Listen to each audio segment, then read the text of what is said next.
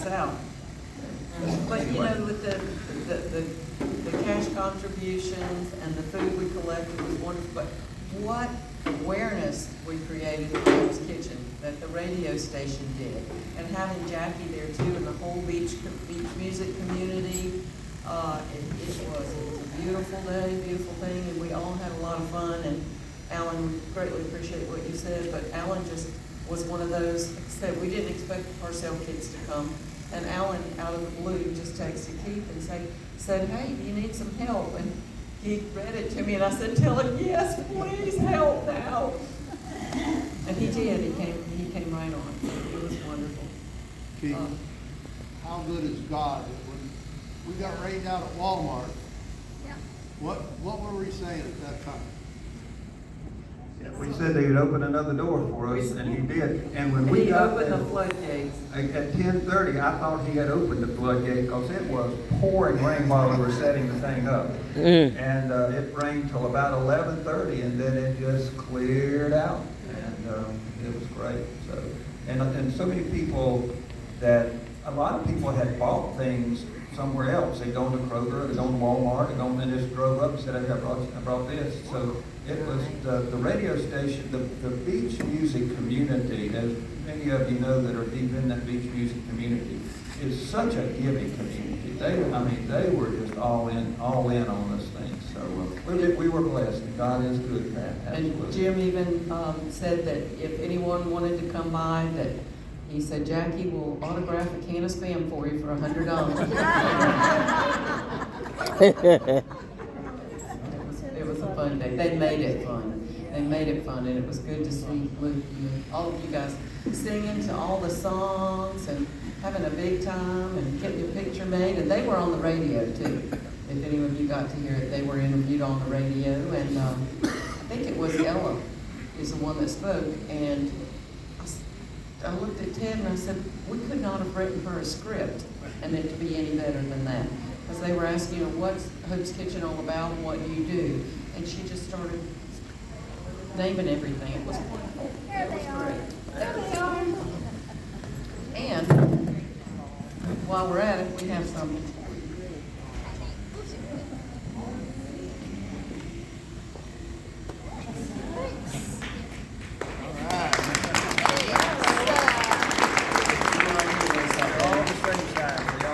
And while we're talking about giving, we're still getting an abundance of Starbucks, and I'm still picking up the soups and other items from Olive Garden. And with 3 Starbucks, we've been getting so much. So we feel like we need to share that. So we've shared with Spokes of Hope, we've shared with the Catholic Church and some other places. And today it was really exciting.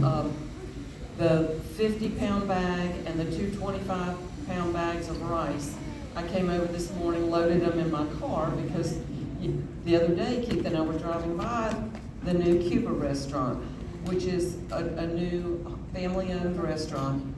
And I said, I bet they could use rice because I don't think we can honestly use it here. So I called, and the girl that answered, I asked to speak to the manager or the owner. She said, the owner's right here, but he doesn't speak English. So she translated for him. Well, anyway, I went today. They were absolutely thrilled.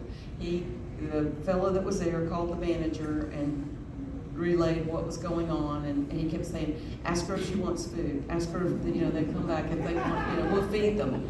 And I kept trying to tell them, we're going to come back here and we're going to eat. We haven't had the opportunity, but we don't want anything for this. This is a gift, because I know a lot of you can attest to this. The more we share, the more we give, That's it, yeah. the more God gives back. We have seen that time and time again. Oh, it's been great. And to further that, on Thanksgiving Day, they had, the church always has this magnificent Thanksgiving meal. And there was quite a bit of food left. And Marty contacted me and said, there's some food left, and I asked, unopened containers, I asked if we could use that for Wellspring. And Wellspring helps feed people in our church who have had illnesses, surgeries, new babies, things like that. So Marty and DJ came over and packaged 34 meals. So wow, I mean, give them a hand to them using that food that was left to help bless other people. And then Deborah's gonna text to Debbie and let her know that Greg Norman's last year, I don't think for the past couple of years, they haven't had any turkey.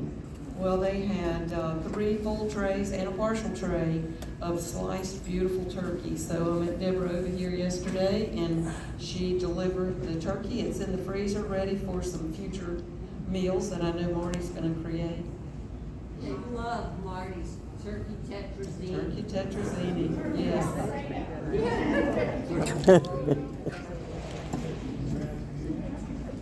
And we gave to Andy Anderson too.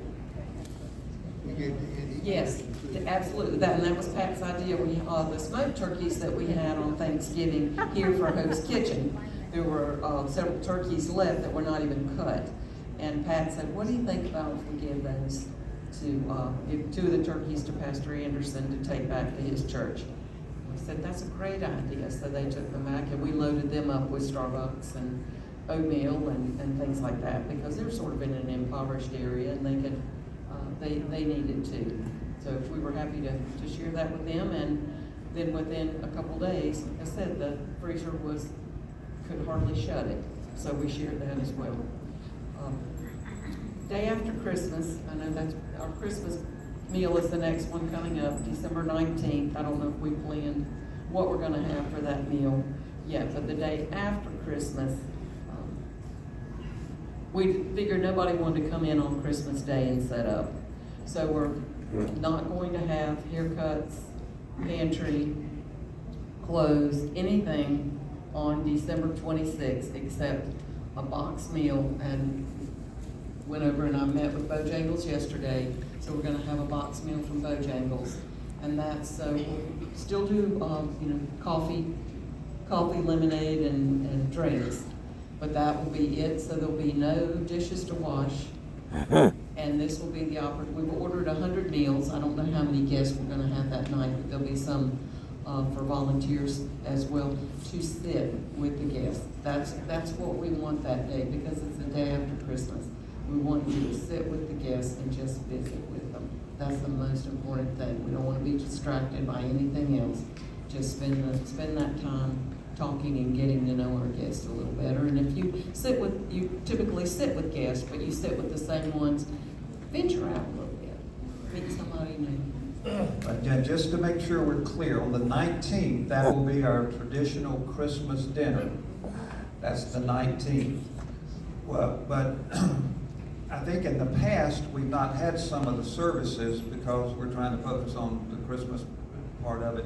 But since we're not going to offer any services on the 26th, we thought that it makes sense, let's just have everything normal on the 19th. We'll have a special meal, but all the other services will be available because if we don't, we'll have 2 weeks in a row where people don't get to go to the pantry or they don't do showers and do those types of things. So the 19th, it'll be a Christmas meal, and I know Sherry's got some special things planned for the children, and we'll have some decorations, and we'll have gifts